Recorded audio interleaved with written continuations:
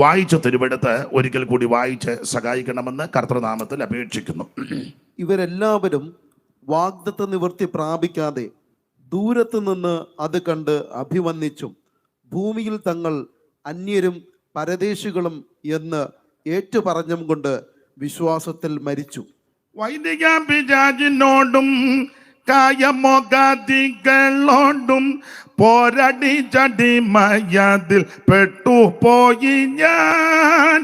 വൈദിക പിശാചിനോടും കായമോകാദികളോടും പോരടി ചടിമയതിൽ പെട്ടുപോയി ഞാൻ. അടിമയിൻ മുഖം തകർത്ത ഉടയ തമ്പുരാനെ നല്ല, അടിമയിൻ മുഖം തകർത്ത ഉടയ തമ്പുരാനെ നല്ല, ഇടയനെ ഒരേഴയാട അടിയനെ കൺപാർക്കദേവ യേശുവേ കരുണാസന പതിയേ. നട്ടം തീറ്റിയും തന്നെ വീണ്ടുകൾ യേശുവേ കരുണാസന പതിയേ.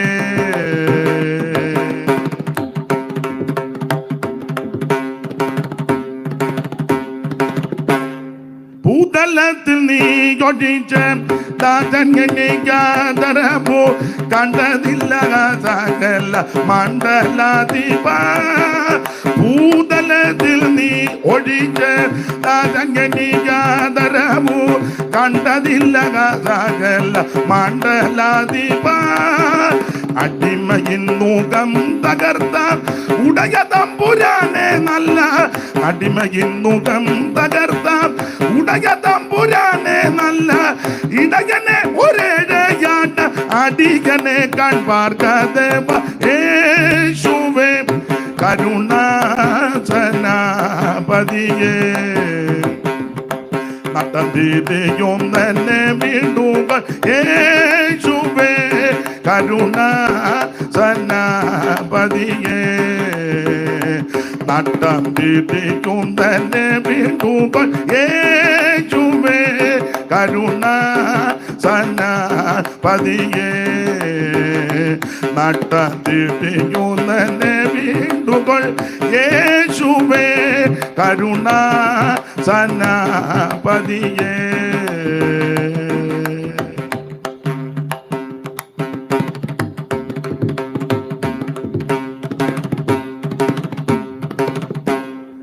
ഒരിക്കൽ കൂടി കരമുയർത്തി ദൈവത്തെ മഹത്വപ്പെടുത്താം. ഹല്ലേലൂയ. എബ്രായ ലേഖനം 11-ാം അധ്യായത്തിന്റെ 13-ാമത്തെ തിരുവെടുത്താണ് ഇന്ന് രാത്രിയിലെ തിരുവചന ചിന്തയ്ക്ക് അടിസ്ഥാനമായിട്ട് വായിച്ചത്. ഈ രാത്രി ശാന്തമായിട്ട് വളരെ ലളിതമായിട്ട് വളരെ സൗമ്യമായിട്ട് നമുക്ക് ചില കാര്യങ്ങൾ ചിന്തിക്കാം. കർത്താവ് അനുവദിച്ചാൽ നാളെ രാത്രി വേറൊരു സബ്ജക്റ്റ് സംസാരിപ്പാൻ കർത്താവ് ശരണപ്പെട്ടാണ് വന്നിരിക്കുന്നത്. ഇന്ന് രാത്രി ഇത് പ്രാരംഭ യോഗമാണല്ലോ, അതുകൊണ്ട് വളരെ ലളിതമായി വളരെ ശാന്തമായി ചില കാര്യങ്ങൾ ചിന്തിക്കാം. ഒരിക്കൽ കൂടി ആ തിരുവെടുത്ത് വായിച്ച് സഹായിച്ചാട്ടെ. കൂടെ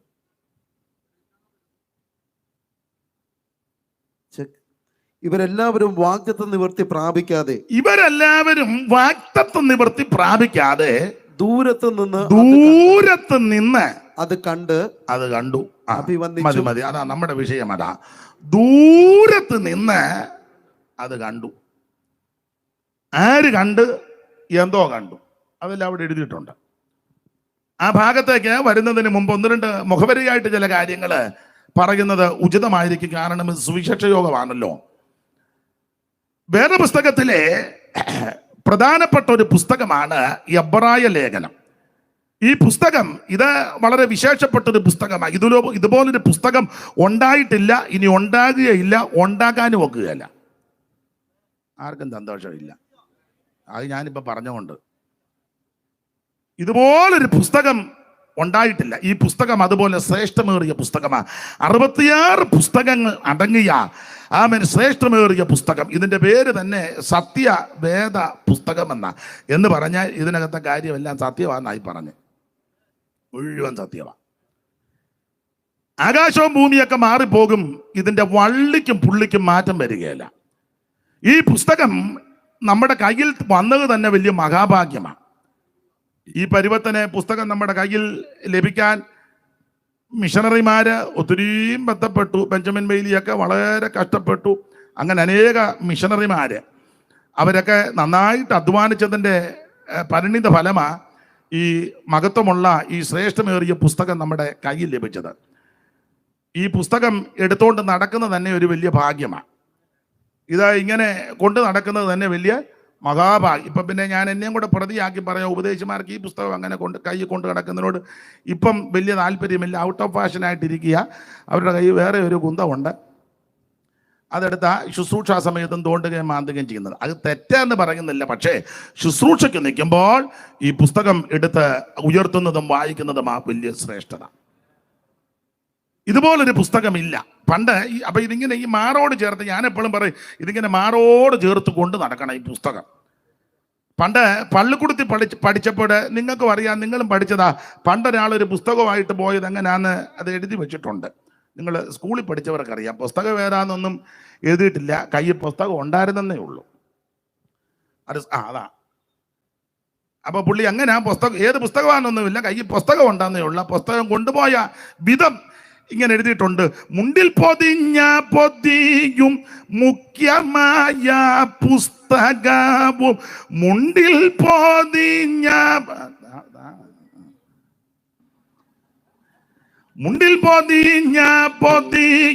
മുഖ്യമായ പുസ്തകവും മുണ്ടിൽ പൊതിയും മുഖ്യമായ പുസ്തകവും രണ്ടും കൂടി കച്ചത്തിങ്കൽ ഇടുക്കിക്കൊണ്ട് രണ്ടും കൂടി കച്ചത്തിങ്കൽ.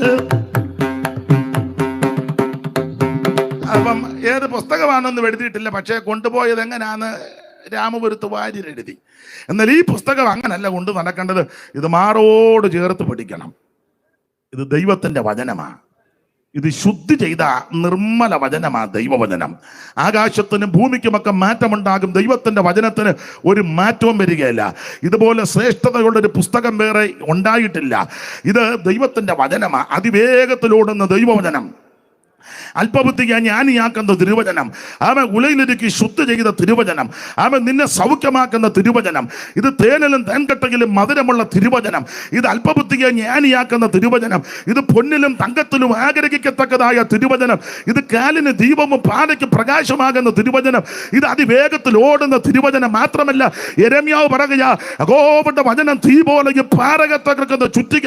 ഇന്ന് രാത്രി ദഹിപ്പിക്കുന്നതിനെ ദഹിപ്പിച്ച് തകർക്കേണ്ടതിനെ തകർക്കുവാൻ പര്യാപ്തമായ ആണ് ദൈവത്തിന്റെ വചനം.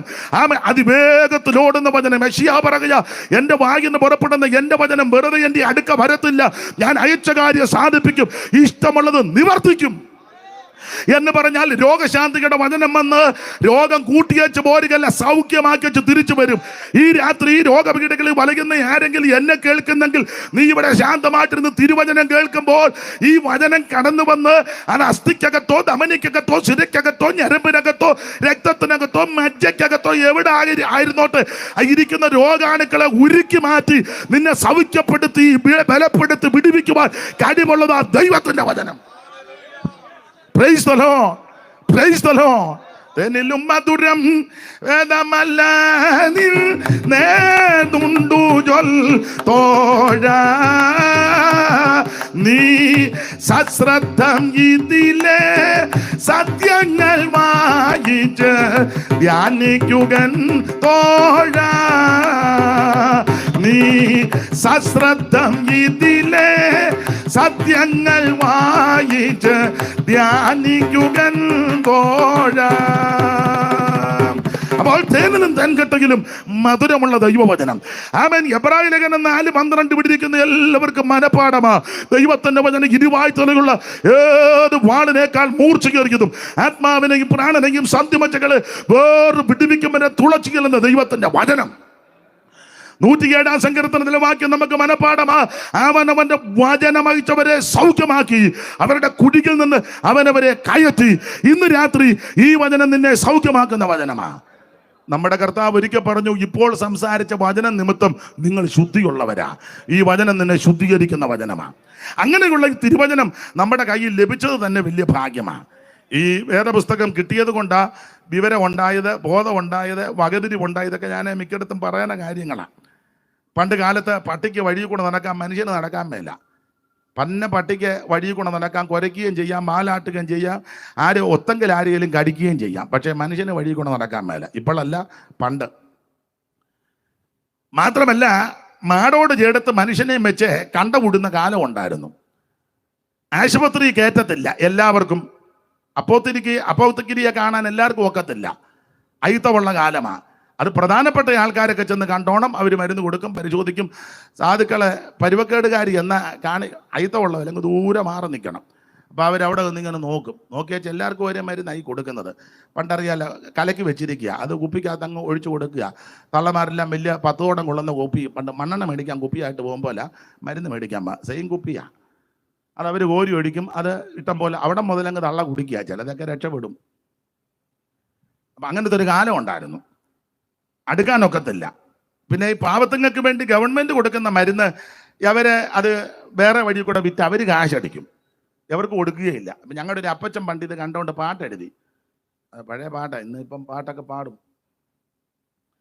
അപ്പം പുള്ളി ഇതെല്ലാം കൂടെ കണ്ടുവച്ചത്, നല്ല നല്ല മരുന്നുകൾ മെല്ലമേ കരത്തിലാക്കി ജില്ലയിലെ കാഴ്ചവർക്കളിടുന്നു എന്ന് പറഞ്ഞാൽ ഈ പാവത്തുങ്ങൾക്ക് കൊടുക്കുന്ന നല്ല നല്ല മരുന്നുകൾ എവർ കൊടുക്കുകയല്ല. കമ്പൗണ്ടർമാരും ഡോക്ടർമാരും എല്ലാം കൂടെ കൈയായി നിന്ന് അവരത് വിൽക്കും. എവർക്ക് കൊടുക്കാൻ കൊടുത്തത് അത് കൊടുക്കുകയല്ല, അതവർ മറു സൈഡിൽ വിൽക്കും. അത് പണ്ട് വെച്ച് പുള്ളി എഴുതിയതാ. നല്ല നല്ല മരുന്നുകൾ മെല്ലമേ കരത്തിലാക്കി ജില്ലയിലെ കാഴ്ചവർക്കളിടുന്നു. ഒട്ടുക്കുപ്പായക്കാരെ കണ്ടാൽ ഒപ്പം പിടിച്ചിരുത്തി. ഒട്ടുക്കുപ്പായക്കാരെ കണ്ടാൽ ഒപ്പം പിടിച്ചിരുത്തി കുപ്പിയിലെ മരുന്നുകൾ കൊടുത്തിടുന്നു. സർക്കാർ ആശുപത്രികൾ ഈ വിധമായാൽ സാധുജനങ്ങൾക്കെന്തു ഗതി വരും. ആകുലം തീർപ്പാൻ എന്തു വഴി. സർക്കാർ ആശുപത്രികൾ ഈ വിധമായാൽ സാധുജനങ്ങൾക്കെന്തു ഗതി വരും. ആകുലം തീർപ്പാൻ എന്തു വഴി. അപ്പൊ ഇങ്ങനെയുള്ള കാലങ്ങളുണ്ടായിരുന്നു. വഴിയെ നടക്കാൻ മേല, വിദ്യ അഭ്യസിക്കാനൊക്കത്തില്ല, പള്ളിക്കൂടത്തിൽ കയറ്റുകയല്ല, പോയിരുന്ന് പഠിക്കാനൊക്കത്തില്ല. പണ്ടൊരു പെങ്കൊച്ചനെ പള്ളിക്കൂടത്തിൽ ഇരുത്തിയെന്ന് പറഞ്ഞ് പള്ളിക്കൂടത്തിന് തീ വെച്ചു. ഇവിടെ അല്ല, തിരുവനന്തപുരം സൈഡിലാണ്. ആ പെങ്കൊച്ചൻ്റെ പേര് പഞ്ചമി. ചരിത്രം പഠിക്കുന്നവർക്കറിയാം. ഇതിന് സമാനമായൊരു സംഭവം കേരളത്തിലെ ചരിത്രപ്രസിദ്ധമായ ഉണർവ് നടന്ന സ്ഥലമാണ് പൂവത്തൂര്. പാസ്റ്റർ PM ഫിലിപ്പിന്റെ പിതാവ് പൊടിമല മത്തായിച്ചന്റെ കാലത്ത് ശക്തമായി ഉണർവ് നടന്ന ഒരു സ്ഥലമാണ് പൂവത്തൂർ ഉണർവ്. ചരിത്രത്തിൽ എഴുതിയിട്ടുണ്ട്. അപ്പോൾ ആ ഉണർവിന് നടന്നതിന് തൊട്ടടുത്ത പുല്ലാട്, ആ പുല്ലാട് ഒരു പയ്യനെ പള്ളിക്കൂടത്തിൽ കൊണ്ടിരുത്തി. അത് 100 കൊല്ലം മുമ്പാണ്. ആ പയ്യന്റെ പേര് തേവൻ. തേവൻ എന്ന് പറയുന്ന പയ്യനെ, കൊച്ചു പയ്യനെ സ്കൂളിൽ കൊണ്ട് പള്ളിക്കൂടത്തിൽ ഇരുത്തി. അന്ന് ആ പള്ളിക്കൂടത്തിനും തീ വെച്ചു.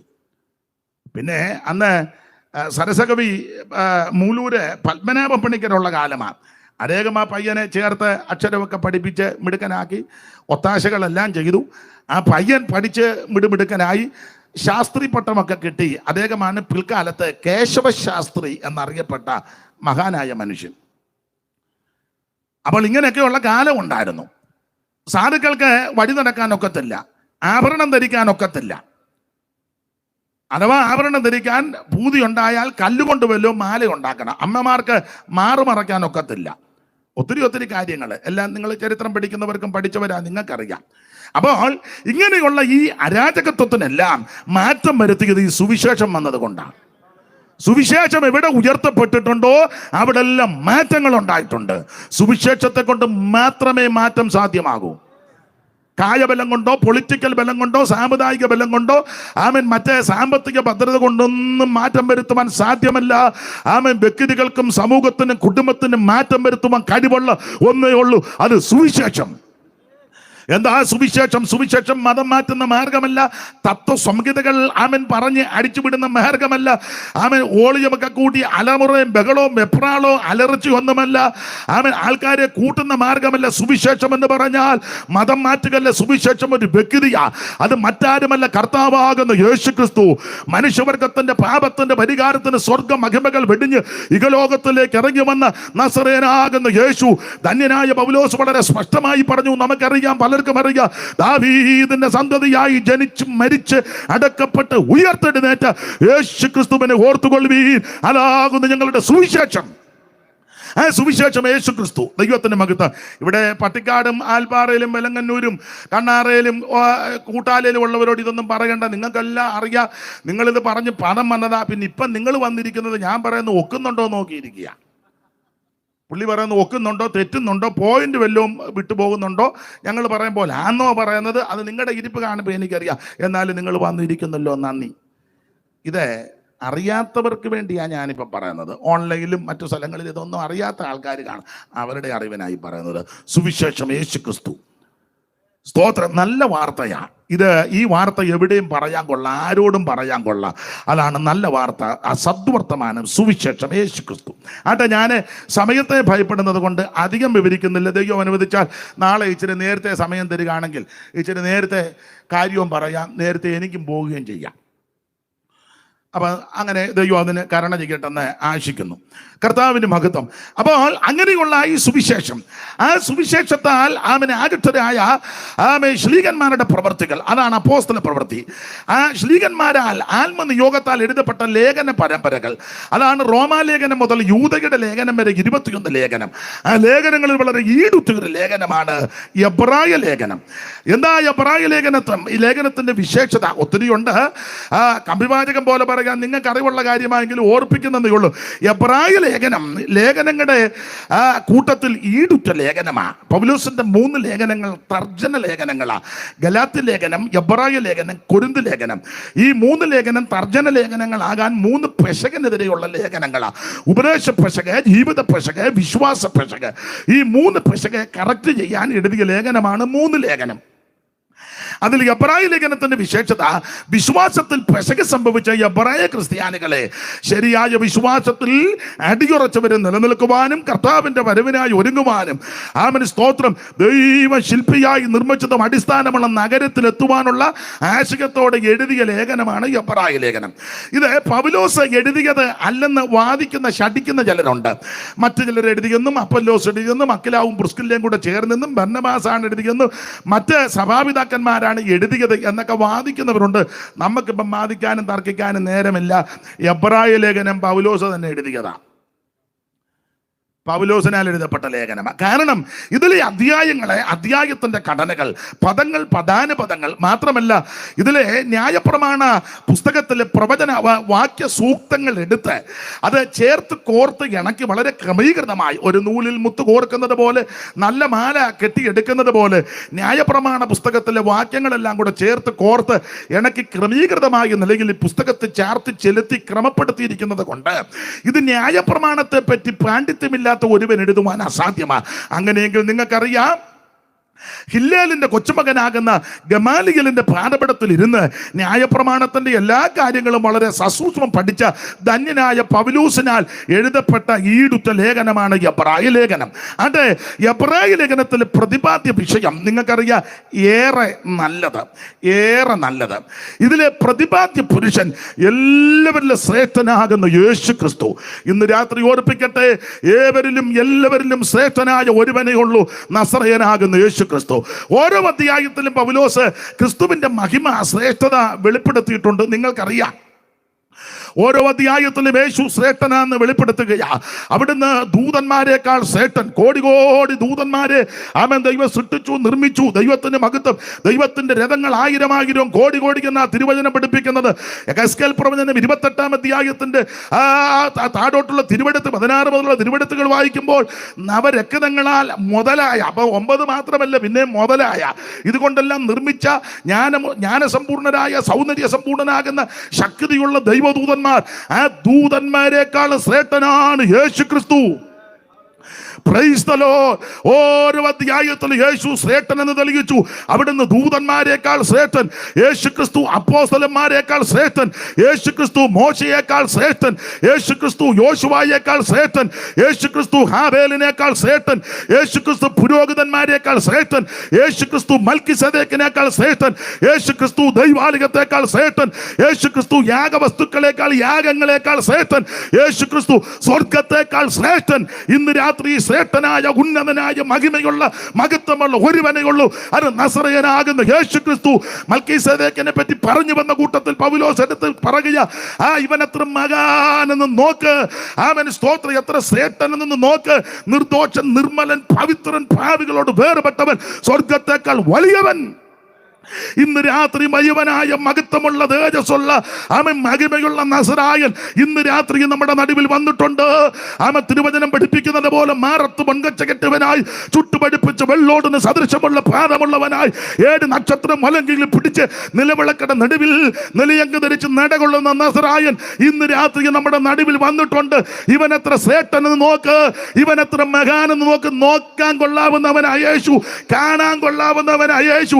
അനുഗമിക്കുന്നെങ്കിൽ യേശുവിനെ അനുഗമിക്കണം, ആരാധിക്കുന്നെങ്കിൽ യേശുവിനെ ആരാധിക്കണം, അംഗീകരിക്കുന്നെങ്കിൽ യേശുവിനെ അംഗീകരിക്കണം, അനുധാവനം ചെയ്യുന്നെങ്കിൽ യേശുവിനെ അനുധാവനം ചെയ്യണം, സേവിക്കുന്നെങ്കിൽ യേശുവിനെ സേവിക്കണം, സ്നേഹിക്കുന്നെങ്കിൽ യേശുവിനെ സ്നേഹിക്കണം. ഇന്ന് രാത്രി ശ്രേഷ്ഠതയുള്ള മഹിമയുള്ള മഹത്വമുള്ള ഒരുവനേ ഉള്ളൂ, നസറയനാകുന്ന യേശു ക്രിസ്തു. Praise the Lord. ഷൗമേൽ സാറ് ഒരു വരി എഴുതി, ഒരു വരിയല്ല സാറ് ഇഷ്ടം പോലെ വരി എഴുതി. ഇപ്പോഴത്തെ പാട്ടൊന്നും അല്ല, നല്ല പാട്ടാ TKS. ഇപ്പോഴത്തെ പാട്ട് നമുക്ക് പാടുന്നവരെ കാണുമ്പോൾ ഞാൻ അങ്ങ് സങ്കടപ്പെട്ട് നിൽക്കുക. പാട്ട് കേൾക്കുമ്പോൾ എനിക്ക് സങ്കടമാണ്. എന്തുവാന്നോ പാടി വെക്കുന്നത് മിക്കയിടത്തും. ഇത് പാടുന്നതിനാണ് അവർക്ക് പോലും. എന്നാൽ പഴയ പാട്ടുകൾ അത് പാടുമ്പോൾ ഇപ്പോഴും അകത്തൊരു തുടിപ്പാണ്. പുതിയ പാട്ടെല്ലാം മോശമാണെന്നല്ല പറയുന്നത്, എന്നാലും മിക്കത് മോശമാണ്. എന്നാൽ പഴയ പാട്ട് ഇപ്പോഴും ഒന്ന് പാടി. ഇപ്പോഴത്തെ പുതിയ പാട്ട് ഞാൻ എപ്പോഴും പറയും, ഇപ്പോഴത്തെ പാട്ട് നിങ്ങൾ പാട്ടിൻ്റെ ഈ താളത്തിലാണ് നിൽക്കുന്നത് പലതും. ഞാൻ അങ്ങോട്ട് ചെന്നപ്പോൾ യേശു ഇങ്ങോട്ട് വന്നു, അതാ വരി. ഞങ്ങൾ തമ്മിൽ കണ്ടല്ലോ, ഹല്ലേലൂയ, അതാ ഒരു പാട്ട്. ഞാൻ അങ്ങോട്ട് ചെന്നപ്പം യേശു ഇങ്ങോട്ട് ആൽപ്പാറ വെച്ചായിരിക്കും. ഞങ്ങൾ തമ്മിൽ കണ്ടല്ലോ.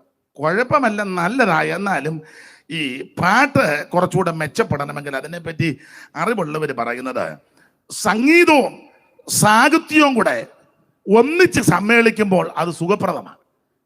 കേൾക്കാനും സുഖമാ, പാടാനും സുഖമാ, അത് പിന്നെയും പാടാനും തോന്നും. അത് ഇടയ്ക്ക് കയറി പറഞ്ഞതേ ഉള്ളൂ. അപ്പം TKS ഒരു പാട്ടെഴുതി ക്രിസ്തുവിനെ നോക്കി വെച്ച്. നിങ്ങൾക്കെല്ലാം അറിയുള്ള പാട്ടാ. ഉന്നത ദൈവ നന്ദനുലകിൽ വന്നിതു കന്യാജാതനായി. ഉന്നത ദൈവ നന്ദനുലകിൽ വന്നിതു കന്യാജാതനായി. ഇന്നോളം ഒരാൾ വന്നില്ലിതുപോൽ തന്നവതാരം നിസ്തുലം. ഇന്നോളം ഒരാൾ വന്നില്ലിതുപോൽ തന്നവതാരം. നിങ്ങൾ പാടി സഹായിക്കണേ. ജോസിന് ആ പാട്ട് അറിയാൻ പറ്റും. ആ ജോസ് എല്ലാം കൂടെ കൊട്ടുകയും ചെയ്യണം, പാടുക ബുദ്ധിമുട്ടാണ്. ഉന്നത ദൈവ നന്ദനുലകിൽ വന്നിതു കന്യാജാതനായി. ഇന്നോളം ഒരാൾ വന്നില്ലിതുപോൽ തന്നവതാരം നിസ്തുലം. ഇന്നോളം ഒരാൾ വന്നില്ലിതുപോൽ തന്നവതാരം. എന്തോരത്ഭുത പുരുഷൻ ക്രിസ്തു, തൻ്റെ മഹിമ നിസ്തുലം. എന്തോരത്ഭുത പുരുഷൻ ക്രിസ്തു, തൻ്റെ മഹിമ നിസ്തുലം. കലുഷദലേശം കാണുന്നില്ലി മനുജനിലം നുര ചെയ്തുതാൻ. കലുഷദലേശം കാണുന്നില്ലി മനുജനിലം നുര ചെയ്തു. മരണമതിൻ വിധിയെഴുതിയ ദിവനെ പ്രതിമാത്രം ഭൂവി അത്ഭുതം.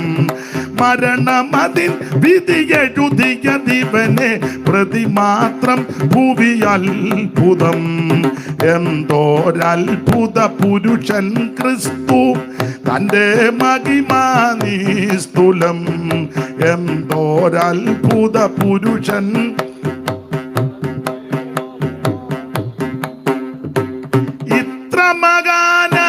ഉത്തമനാകും ഒരുത്തനെ ഉലകിൽ കാണുമോ?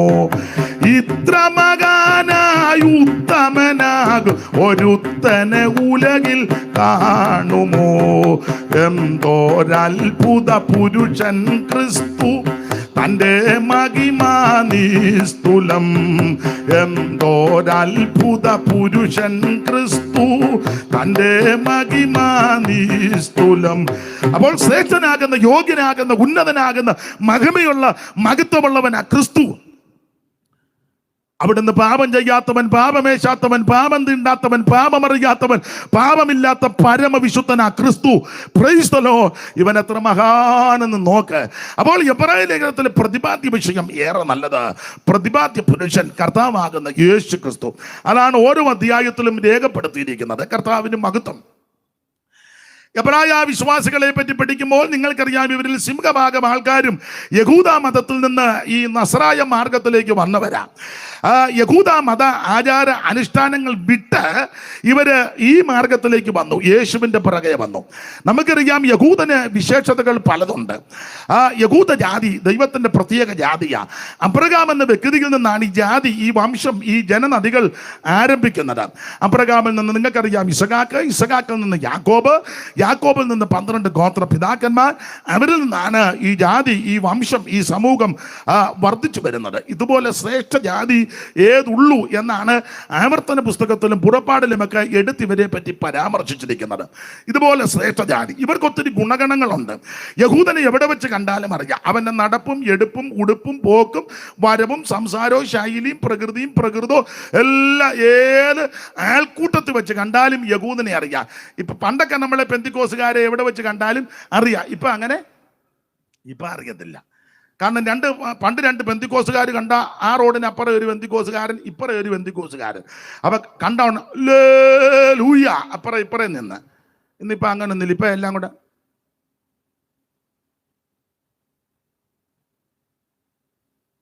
എല്ലാം ചെറുതുരുത്തി നിറങ്ങിയതാ. ചെറുതുരുത്തി ഇവിടെ കലാമണ്ഡലം, അവിടെ ആണെന്നില്ല മൊത്തം കൈക്കറിയകൾ കാണിക്കുന്നേ.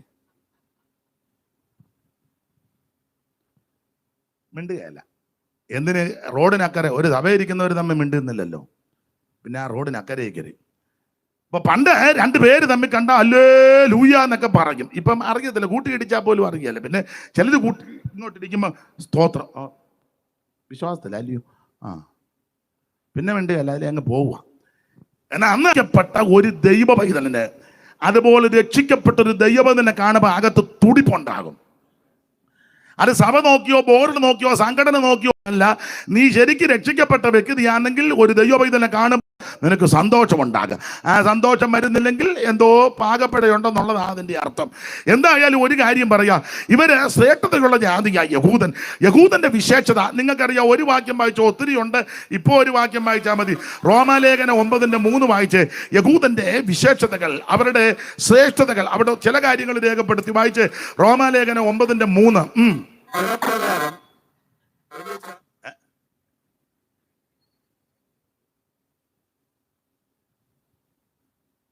പരുവക്കേടാന്ന്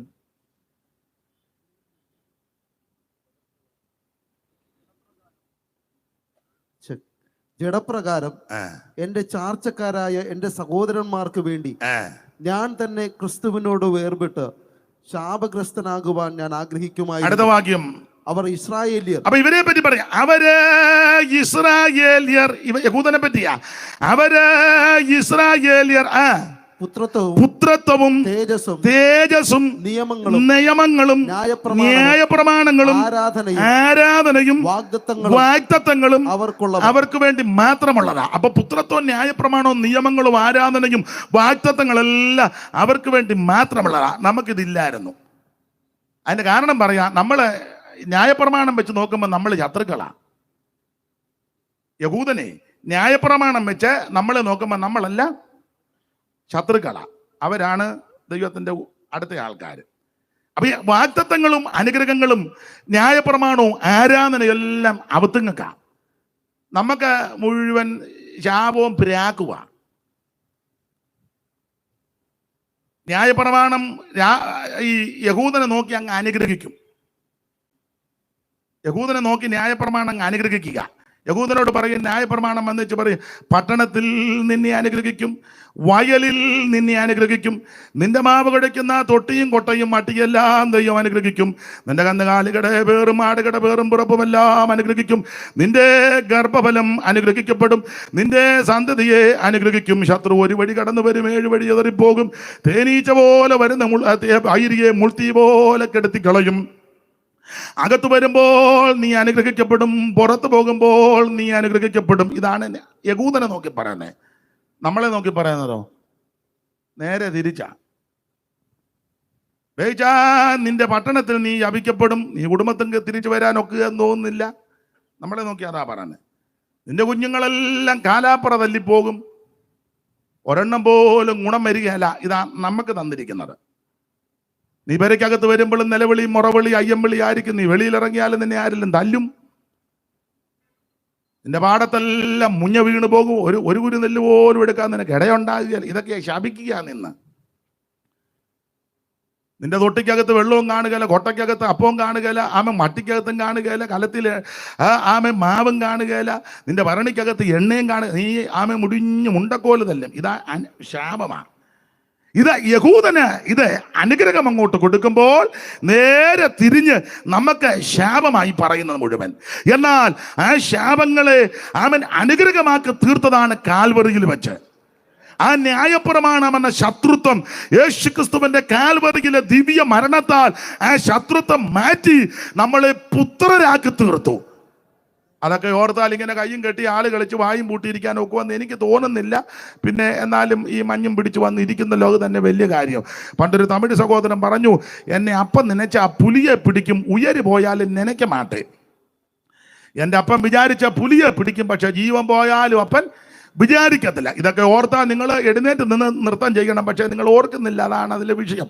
എന്തായാലും ഒരു കാര്യം പറയാം, ഈ അനുഗ്രഹങ്ങളെല്ലാം യഹൂദന് കൊടുത്തതാ. ഒന്നുകൂടെ വായിച്ചോ, 3-ാം വാക്യം മുതൽ. റോമാലേഖനം 9:3. അറിവുള്ള വാക്യമെങ്കിലും ഉറക്കെ വായിച്ചോ. ജഡപ്രകാരം എന്റെ ചാർച്ചക്കാരായ എന്റെ സഹോദരന്മാർക്ക് വേണ്ടി ഞാൻ തന്നെ ക്രിസ്തുവിനോട് വേർപെട്ട് ശാപഗ്രസ്തനാവാൻ ഞാൻ ആഗ്രഹിക്കുമായിരുന്നു. അവർ ഇസ്രായേലിയർ, പുത്രത്വവും തേജസ്സും നിയമങ്ങളും ന്യായപ്രമാണവും ആരാധനയും വാഗ്ദത്തങ്ങളും അവർക്ക് മാത്രമുള്ളത്. അടുത്തത് പിതാക്കന്മാരും അവർക്കുള്ളവർ. പിതാക്കന്മാരല്ല അവർക്കാണ്, നമുക്കല്ല. അവിടെ പിതാക്കന്മാരെന്ന് ഉദ്ദേശിക്കുന്ന അബ്രഹാം, ഇസഹാക്ക്, യാക്കോബ്. അവർ പ്രാർത്ഥിക്കും, അങ്ങനെയൊക്കെ പ്രാർത്ഥിക്കും. അബ്രഹാമിന്റെ, ഇസഹാക്കിന്റെയും യാക്കോബിന്റെ അല്ലെങ്കിൽ ഇസ്രായേലിന്റെ ദൈവം എന്നൊക്കെ അവരാ പ്രാർത്ഥിക്കുന്നത്. നമ്മൾ അങ്ങനെ കയറി ഞങ്ങളുടെ പിതാക്കന്മാരുടെ ദൈവം എന്നൊന്നും കയറി പ്രാർത്ഥിക്കരുത്. പെന്തിക്കോസുകാരോടായി പറയുന്നത്. അത് അവർ പ്രാർത്ഥിക്കും, ഞങ്ങളുടെ പിതാക്കന്മാരുടെ ദൈവമേ. അത് അവർക്ക് അതിന് വ്യവസ്ഥയുണ്ട്. നമ്മൾ കയറി ഞങ്ങളുടെ പിതാക്കന്മാരുടെ ദൈവം എന്ന് പറഞ്ഞാൽ പല കക്ഷികൾ നമ്മുടെ യോഗത്തിന് വരും. കുന്തം എടുത്തോണ്ട് ആൾ വരും. എന്തിനാ എന്നെ വിളിച്ചെന്ന് ചോദിക്കും. നിങ്ങൾക്ക് മനസ്സിലായില്ല. ചാക്കോച്ചൻ എന്നെ വിളിച്ചു. നമ്മൾ പറയുമോ ഞങ്ങൾ വിളിച്ചില്ല, അല്ല നിങ്ങൾ പ്രാർത്ഥിച്ചും പറഞ്ഞ് പിതാക്കന്മാരുടെ ദൈവമെന്ന് അങ്ങനെ പറഞ്ഞു. ഞങ്ങളുടെ പിതാക്കന്മാർ അവിടെ വന്നതാ, എടത്തുവാ സൈഡിലൊക്കെ. അപ്പം അതുകൊണ്ടാണ് വിളിച്ചപ്പോൾ ഞങ്ങൾ ഇങ്ങോട്ട് എടത്തുവാ പുതുപ്പള്ളി സൈഡിലൊക്കെ വന്നതാ. അതുകൊണ്ട് കയറി വിളിക്കരുത്. അതുകൊണ്ട് നീ പ്രാർത്ഥിക്കുമ്പോൾ, ഞാൻ പ്രാർത്ഥിക്കുമ്പോൾ പിതാക്കന്മാരുടെ ദൈവമെന്ന് വിളിക്കണ്ട, ഇങ്ങനെ പ്രാർത്ഥിക്കണം, എൻ്റെ ദൈവമെന്ന് വിളിക്കണം. രക്ഷ വ്യക്തിപരമാണ്. ഞാനും നീയും അല്ലെങ്കിൽ നമ്മൾ വ്യക്തിപരമായിട്ട് ആ കർത്താവിനെ രക്ഷിതാവായി സ്വീകരിച്ചത്. എൻ്റെ ദൈവം, പ്രൈസ് ദി ലോർഡ്. അതാ അതിൻ്റെ ശരിയായ വ്യവസ്ഥ. അതാ നമുക്ക് ആ ദൈവവുമായിട്ട് ബന്ധം. അപ്പോൾ ഇത് പിതാക്കന്മാരെല്ലാം അവർക്കുള്ളതാ, പിതാക്കന്മാരും അവർക്കുള്ളത്. അടുത്തത് ജഡപ്രകാരം ക്രിസ്തുവും അവരിൽ നിന്നല്ലോ ഉത്ഭവിച്ചത്. ജഡപ്രകാരം ക്രിസ്തുവും അവരിൽ നിന്നല്ലോ ഉത്ഭവിച്ചത്. ഇങ്ങനെയുള്ള വിശേഷതകൾ, ശ്രേഷ്ഠതകൾ ഒത്തിരി എബ്രായ ജാതിക്ക്, യഹൂദ ജാതിക്കുണ്ട്. എന്നാൽ ഇതെല്ലാം വിട്ടതിന് ശേഷമാ ഇവർ യേശുവിന്റെ പിറകെ വന്നത്. ജാതിയിൽ ഇവർ മുൻപന്തിയിൽ. മാത്രമാണോ ദൈവാലയം ഇവർക്കുള്ളതാ. അത് വളരെ മനോഹരമായി പണിത ശലോമോന്റെ ദേവാലയം. ആ ദേവാലയം ഇവർക്ക് വളരെ പ്രശംസാ വിഷയമാണ്. അതുകൊണ്ടാണ് യഹോവയുടെ മന്ദിരം എന്ന് ഇവർ കൂടെ പറയും. ആ ദൈവാലയത്തെ പറ്റി ഇവർക്ക് പ്രശംസയുണ്ട്. ഭാഗത്തേക്കൊന്നും പോകുന്നില്ല. കർത്താവിന്റെ മഹത്വം. 3 ഭാഗങ്ങളായിട്ട് വളരെ പ്രൗഢിയോടെ പണിത ദൈവാലയം. മാത്രമല്ല പുരോഹിത വൃന്ദങ്ങൾ, നിരനിരയായി നിന്ന് ശുശ്രൂഷിക്കുന്ന പുരോഹിതന്മാർ. അത് അബിയാക്കൂർ മുതൽ സെക്കറിയാക്കൂർ വരെ 24 കൂറിന്റെ ക്രമത്തിൽ നിന്ന് ശുശ്രൂഷിക്കുന്ന പുരോഹിത വൃന്ദങ്ങൾ, മാത്രമല്ല മഹാപുരോഹിതൻ ഇതെല്ലാം നിയന്ത്രിക്കുവാനും നടത്തിപ്പുകാരനായിട്ട് അവൻ സ്ഥാനചിഹ്ന വേക്ഷ വിഭൂഷിതനായിട്ട് പുള്ളി ഇറങ്ങി വരും. നീളക്കുപ്പായ, നെലിയെങ്കിൽ നടുക്കെട്ട്, ഏബോധ്, മാർപ്പതക്കം, പിന്നെ തലമുടി ഉള്ളെങ്കിൽ മേലെങ്കിൽ തലയെക്കെട്ട്, ഇതൊക്കെ കെട്ടി പുള്ളി ഒരു വരവുണ്ട്. കണ്ടാൽ തന്നെ നമ്മൾ ഇങ്ങനെ വെക്കും, വരവൊക്കെ കാണുമ്പോൾ തന്നെ. അപ്പം മഹാപുരോഹിതൻ ഒരു വരവുണ്ട് വല്ലപ്പോഴും.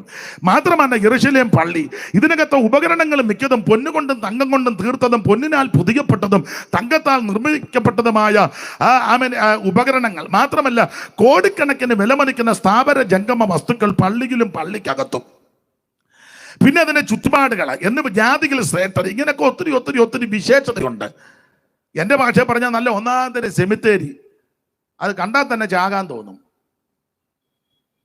നമ്മുടെ നിമിത്തിയാരിൽ ആരെങ്കിലും ചത്ത് കഴിയുമ്പോൾ ആ 3 പേരെ വിടുന്ന വേവിച്ചാൽ പെട്ടെന്ന് പോയതിൽ കമ്മ്യൂണിസ്റ്റ് പച്ച എല്ലാം കയറി കാണും, കാട് തെളിച്ചു വരാൻ.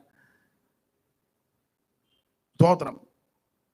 പ്രത്യേക തലവൊക്കെയാ, അങ്ങോട്ട് പോകാറില്ല, ഇങ്ങനെയുള്ള സംഭവങ്ങളിലേ പോകുള്ളൂ. അവരുടെ സെമിത്തേരി നിങ്ങൾ കണ്ട് എന്തോ നല്ല വൃത്തിയായിട്ടായിട്ടിരിക്കുന്നത്, മാർബിൾ കല്ലുമൊക്കെ ആയിട്ടാ. പേര് തോമ, പഴയ വീട്. കാണുമ്പോൾ തന്നെ നമുക്കൊന്ന് ഇവിടെ നിന്ന് എത്താൻ കൊള്ളാമെന്ന് തോന്നും. അപ്പൊ ചുരുക്കി പറഞ്ഞാൽ ഇതെല്ലാം അത്ര ശ്രേഷ്ഠമേറിയ ഒത്തിരി കാര്യങ്ങൾ ഇവർക്കുണ്ട്. എന്നാൽ ഈ യഹൂദ ജാതി, എബ്രായ ജാതി ഇതെല്ലാം വിട്ടതിന് ശേഷം ഇവരേശുവിന്റെ പിറകെ വന്നു, ഈ മാർഗത്തിലേക്ക് വന്നു. അപ്പോൾ ആരംഭ സമയത്ത് ഇവരെല്ലാം തീക്ഷ്ണതയോടെ കർത്താവിനെ സേവിച്ചവരാ. ആരാ? എബ്രായ ക്രിസ്ത്യാനികൾ. പ്രാരംഭ സമയത്ത് ആരംഭ സമയങ്ങളിലൊക്കെ വളരെ ഉണ്മയോടെ, തീക്ഷ്ണതയോടെ, ശക്തിയോടെ, വളരെ ഉത്സാഹത്തോടെ കർത്താവിനെ സേവിച്ചവരാ. 2 വാക്യം വായിച്ചോ.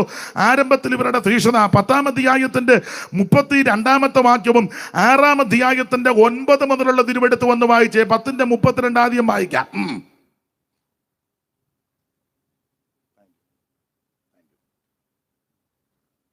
എന്നാൽ നിങ്ങൾ പ്രകാശനം ലഭിച്ച ശേഷം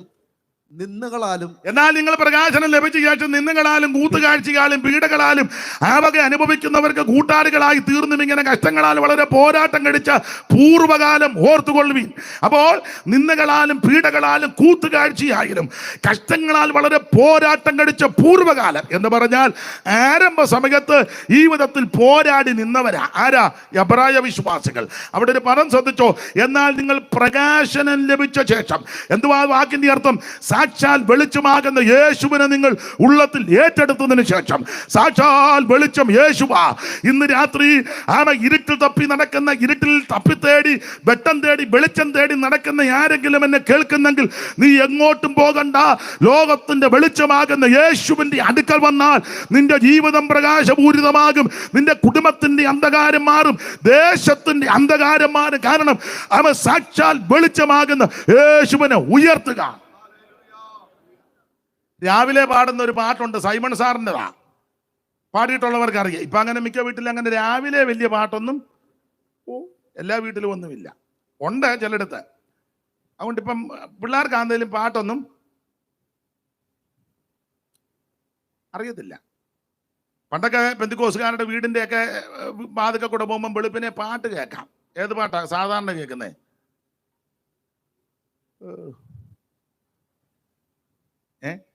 ഏതാ ജോസേ?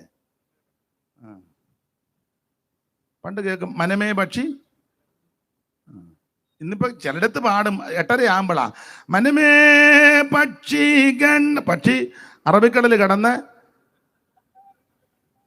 മസ്കറ്റ് അടുക്കാറായി. അന്നേരം നമ്മൾ ഇവിടെ ഇരുന്ന് അൽപ്പാറ ഇരുന്ന് പാടുക മനമേ. പക്ഷിയൊക്കെ വെളുപ്പിനെ എഴുന്നേക്കും. അപ്പോൾ വെളുപ്പിനെ പാടുന്ന വേറൊരു പാട്ടുണ്ട്. വെളിച്ചത്തിൻ കതിരുകൾ വിളങ്ങും ഈ അത് ജോസിന് അറിയത്തില്ലേ പാട്ട്? പിന്നെ പാടിക്കേ. വെളിച്ചത്തിൻ കതിരുകൾ വിളങ്ങും ഈ സമയത്ത് വെളിച്ചമാം യഹോവയെ സ്തുതിക്കണം അവൻ ജനം. വെളിച്ചമാം യഹോവയെ സ്തുതിക്കണം അവൻ ജനം. ഇരുട്ടൊഴിഞ്ഞ വനിയിൽ തിളക്കമിങ്ങുദിക്കുന്നു. ഓ ഇരുട്ടൊഴിഞ്ഞ വനിയിൽ തിളക്കം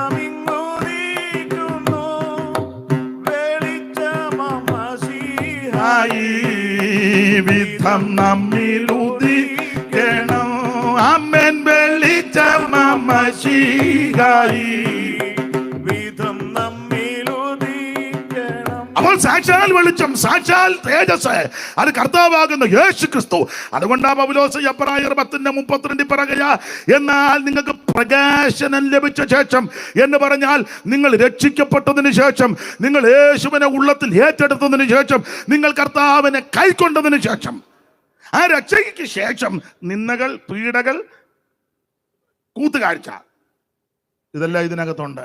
നിന്നയുണ്ട്, പീഡയുണ്ട്, കൂത്തുകാഴ്ചയുണ്ട്. പൗലോസിന്റെ ഭാഷ പറഞ്ഞാൽ മാനാപമാനങ്ങളുമുണ്ട്, ദുഷ്കീർത്തി സൽകീർത്തി എല്ലാം ഇതിനകത്തുണ്ട്. പക്ഷെ തളർന്നു പോകരുത്, ക്ഷീണിക്കരുത്. ആമ തളർന്നു പോകാഞ്ഞാൽ തക്ക സമയത്ത് കൊയ്യും. ക്ഷീണിക്കരുത്, മടുത്തു പോകരുത്. അപ്പൊ ശ്രദ്ധിക്കുക, ഇങ്ങനെയൊക്കെ ആരംഭ സമയത്ത് തീക്ഷണതയോടെ നിന്നവരാ, വളരെ പോരാട്ടം കഴിച്ചവരാ. ഈ പെന്തിക്കോസ് വന്ന് ആരംഭ സമയത്തൊക്കെ ഒത്തിരി തല്ലും ഉപദ്രവമൊക്കെ ഏറ്റ് ധാരാളം ആൾക്കാരുണ്ട്. ഞാനെപ്പോഴും പറയും, പണ്ടൊക്കെ ആവരണം ഊരിയെന്നും പറഞ്ഞ് ഇടി കൊണ്ട വല്യമ്മച്ചിയുണ്ട്. ഞങ്ങളുടെ ഒരു കുഞ്ഞാച്ചമ്മേനെ കുടുംബിക്ക് കുത്തിപ്പിടിച്ച് കുനിച്ച് നിർത്തിയ ചായിടിച്ച കൊച്ചമ്മ യോഗത്തിന് പോയി ഉണർവുണ്ടായി, രക്ഷിക്കപ്പെട്ടു, അഭിഷേകവും പ്രാപിച്ചമ്മം അമ്മലമാല എല്ലാവരും മാറ്റി. ആരും പറഞ്ഞിട്ടല്ല, അകത്ത് ആത്മാവ്, ദൈവാത്മാവ് വന്നപ്പോൾ ഇത് തെറ്റാന്ന് മനസ്സിലായി. കൊച്ചമ്മ അതെല്ലാം ഊരി. വീട്ടിൽ വന്നപ്പം അച്ചായ നോക്കിയപ്പം പരുവക്കേട് നീക്കിയ. എന്നോട് പറഞ്ഞ കുടുംബിക്ക് അങ്ങോട്ട് കൂട്ടിപ്പിടിച്ച് കുനിച്ച് നിർത്തിയ പുറത്തിനിട്ട് ഇടിച്ചത്. നീ കെട്ടുതാലിയും പൊട്ടിച്ചു നടക്കുന്നോ? ഇടടിയെന്ന് പറഞ്ഞു. കൊച്ചമ്മ പറഞ്ഞു, എന്നെ കൊന്നാ ഞാൻ ഇടുകയല്ലെന്ന് പറഞ്ഞു. അതാ പെന്തിക്കോസ്. എന്നെ തല്ലി കൊന്നാ ഇടുകയല്ലെന്ന് പറഞ്ഞു. അവറാച്ചൻ ഇടി ചൂപ്പാട് വന്നതല്ലാതെ കുഞ്ഞാച്ചമ്മ ഇട്ടില്ല. ചില വർഷം കഴിഞ്ഞപ്പോൾ ഇടിച്ച് അവറാച്ചൻ ഇതിനകത്ത് വന്നു. അതാ പെന്തിക്കോസ്. പക്ഷെ ഇപ്പൊ അങ്ങനെ ഊരിയ കൊച്ചമ്മയുടെ കൊച്ചുമക്കള് മോതിരമെല്ലാം ഇട്ട് പരുവക്കേടായിട്ട് നടക്കുന്നത് നമ്മൾ കണ്ടുകൊണ്ടിരിക്കുക. മിണ്ടുന്നില്ലല്ലോ ആരും. എന്നാ മിണ്ടാനാ ഇനിയിപ്പം, മിണ്ടിയിട്ടും വലിയ കാര്യമൊന്നും. കേരളത്തിൽ കർക്കശമായി ഉപദേശം പ്രസംഗിച്ച പല ആൾക്കാരും മറ്റ് രാജ്യങ്ങളിൽ ചെന്ന് പരുവക്കേടായിട്ടിരിക്കുന്ന കാര്യം ചിലതൊക്കെ ഞാൻ കണ്ടതാ. CB മാത്യു സാറും ചിലത് കണ്ടതാ. നമ്മൾ ഒന്നിച്ച് അവിടെ താമസിച്ചപ്പോഴും സാക്ഷി, ഞങ്ങൾ ഒരു സ്ഥലത്ത് ഒന്നിച്ച് താമസിച്ചായിരുന്നു. വഴക്കൊന്നും ഉണ്ടാക്കിയില്ലേ? സ്തോത്രം. കുറ്റം പറയല്ല. ആരംഭ സമയത്ത് ഉപദേശത്തിന് വേണ്ടി, ഈ പ്രമേണത്തിന് വേണ്ടി, ഈ വേർപാടിന്റെ ഉപദേശത്തിന് വേണ്ടി നിന്നു. അവരാരംഭത്തിൽ പോരാട്ടം കഴിച്ചവരാ. കല്യാണപ്പന്തലിൽ നിറക്കി വിട്ടിട്ടുണ്ട്, പാട്ട കൊട്ടി കളിയാക്കി പരിഹസിച്ചു, ചേണകമെല്ലാം തളിച്ചിട്ടുണ്ട്, വീട്ടിലെ മറ്റു കാര്യങ്ങൾക്ക് വിളിച്ചിട്ടില്ല. പക്ഷെ അവരാരും ഈ മാർഗത്തിൽ നിന്ന് പിന്മാറിയില്ല. അതാ കഷ്ടങ്ങളാൽ വളരെ പോരാട്ടം കഴിച്ച. ഞാൻ ഈ 3, 4 തലമുറയോട് പറയാ, നീ ഈ വേർപാടിന്റെ ഉപദേശത്തിന് വേണ്ടി നിൽക്കണം. നാടോടുമ്പോ നടുവേ ഓടരുത്. നീ ഈ പ്രമേണത്തിന് വേണ്ടി നിന്നാൽ നിനക്കും നിന്റെ സന്തതിക്ക് ഒരു കുഴപ്പവും വരികയില്ല. ദൈവം നിന്നെ ഉയർത്തും, ദൈവം നിന്നെ മാനിക്കും, അതിനൊരു തർക്കവുമില്ല. അപ്പോൾ ആരംഭ സമയത്ത് വളരെ പോരാട്ടം കഴിച്ചു. അടുത്ത കാലത്ത് ഒരു കൊച്ചുമക്കൾ ആഭരണം വിടാൻ തുടങ്ങി. അപ്പം വല്യമ്മച്ചി പെന്തിക്കോസുകാരി, പഴയ പെന്തിക്കോസ, ഊരിയ പെന്തിക്കോസ വല്യമ്മ.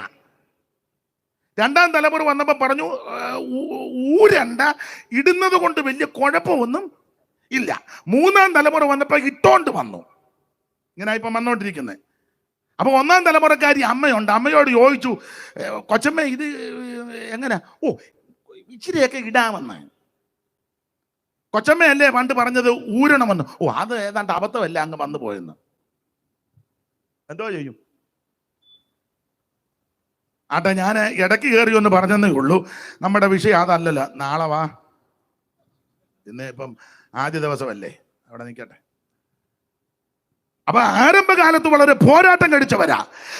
എന്നാൽ നിങ്ങൾക്ക് പ്രകാശനം ലഭിച്ച ശേഷം നിന്ദകളാലും പീഡകളാലും കൂത്തുകാഴ്ചയായി ഭവിച്ചും ആ വക അനുഭവിക്കുന്നവർക്ക് കൂട്ടാളികളായി തീർന്നും ഇങ്ങനെ കഷ്ടങ്ങളാൽ വളരെ പോരാട്ടം കഴിച്ച പൂർവ്വകാലം വളരെ തീക്ഷ്ണതയോടെ നിന്നു. ഇനി അവരുടെ തീക്ഷ്ണതയുടെ വിശേഷത 6-ാം അധ്യായത്തിന്റെ 9 മുതൽ എന്ന് വായിച്ച ദൈവദാസനെ. 6:9 മുതൽ എബ്രായർ.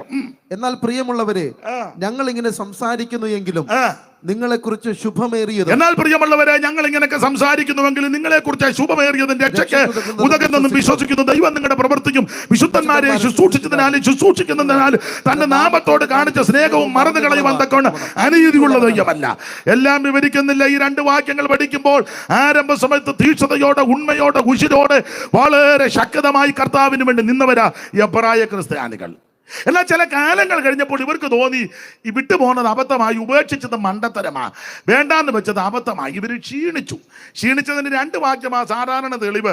6:12 12:12 വായിച്ചോ. ആദ്യം 12:12 വായിക്കുക, അല്ലെ 6:12 വായിച്ചോ. 6:12 വായിക്കുക. അങ്ങനെ നിങ്ങൾ മന്ദതയുള്ളവരാകാതെ. അപ്പൊ മന്ദതയായി, ക്ഷീണമായി, ഒരു ചെറിയ മന്ദത, ഇരിപ്പ് കാണുമ്പോൾ അറിയാം മന്ദതയായി.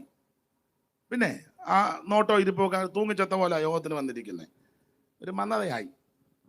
പണ്ട് അങ്ങനല്ല, നല്ല ഒരു സ്തോത്രമൊക്കെ പറഞ്ഞ അങ്ങ് കേൾക്കും. വെലങ്ങന്നൂര് കേൾക്കും. ഇവിടെ നിന്നൊരു ഗ്ലോറി പറഞ്ഞ ഇവിടെ ഈ കാട്ടാനെ ഇളകി വന്നപ്പോൾ ഹല്ലേലൂയ പറഞ്ഞ് കാട്ടാനെ അന്നേരം കൊമ്പ് കുത്തിയതാ പെന്തിക്കോസ് ചരിത്രം. ആരോട് പറയാനാ? നിങ്ങൾ കണ്ടിട്ടുണ്ട്, സാറിനൊക്കെ അറിയാം, വണ്ടമേടി യാക്കോച്ചായൻ. അതാ അദ്ദേഹം ഒറ്റയ്ക്ക് വീട്ടിൽ താമസിക്കുന്നവർ കാട്ടാനെ വന്നു ഈ തുമ്പിക്കൈ അകത്തോട്ടിട്ട് ഇങ്ങനെ മണം പിടിച്ചേ. അപ്പം ചാക്കോച്ചാന് പിടി കിട്ടി, പരുവക്കേടാന്ന് പറഞ്ഞുള്ള അറിവാ. പുള്ളി ആ തുമ്പിക്കയുടെ അറ്റം പിടിച്ചു അല്ലാന്ന് നല്ല ആക്കോ കൊണ്ട് പറയാൻ അറിയുകയും ചെയ്യാം. അവിടുന്ന് ഒരൊറ്റ ഓട്ടം ആന ഓടിയിട്ട് കൊച്ചറ വന്ന് കൊമ്പ് കുത്തി. വിശ്വാസം ഇല്ല, വൃത്തിയാ ചെയ്യില്ല, നിന്നെ ആന കുത്തട്ടെ. അല്ല പിന്നെ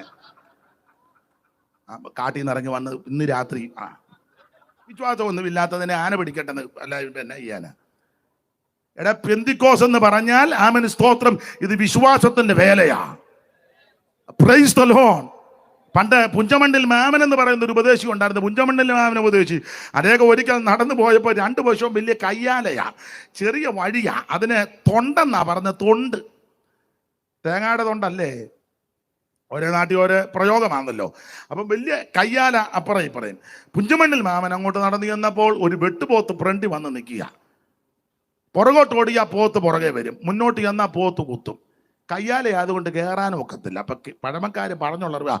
പുഞ്ചമണ്ണിൽ മാമച്ചൻ അവിടെ നിന്ന് പ്രാർത്ഥിച്ചു, കർത്താവേ, പോത്തും നിന്റെ വക, മാമനും നിന്റെ വക, നീ അത്ഭുതം ചെയ്യണം. ഇത് പറഞ്ഞു കഴിഞ്ഞപ്പോൾ പോത്ത് പുറകോട്ടങ്ങ് പോയെന്ന്, മാമൻ മുമ്പോട്ടും പോയി. വിശ്വസിക്കത്തില്ലെന്ന് എനിക്കറിയാം. ഒരു വിശ്വാസം ഇല്ലാതെ വന്നിരിക്കുക. ഇനിയിപ്പം പറഞ്ഞിട്ടും വലിയ കാര്യമൊന്നും. ആരെങ്കിലും വിശ്വസിക്കട്ടെ. ഇതൊക്കെ അനുഭവിച്ചവരുണ്ട്. ദൈവത്തിന്റെ മഹത്വം. കാശിന്റെ മുഷ്കു കൊണ്ടല്ല വേല വളർന്നത്, പൊളിറ്റിക്കൽ ബലം കൊണ്ട് വളർന്ന വേലയല്ലിത്, കായബലം കൊണ്ടുണ്ടായ വേലയല്ല, വിശ്വാസ വീരന്മാരാൽ ഉണ്ടായ വേലയാ.